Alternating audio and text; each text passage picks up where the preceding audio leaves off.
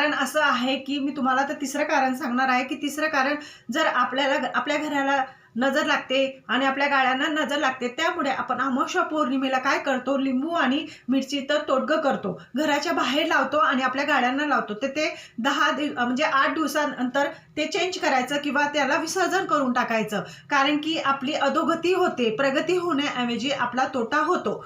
तर तुम्ही असं नका करू. ते जर खराब झालं तर लगेच त्याला विसर्जन करायचं आणि दुसरं लावायचं.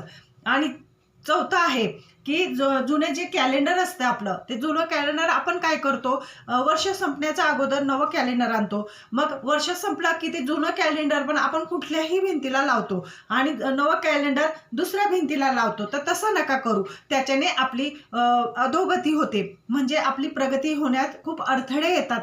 प्रगती होत नाही त्या माणसाची. जो घरचा पुरुष आहे त्याची घरात प्रगती होत नाही.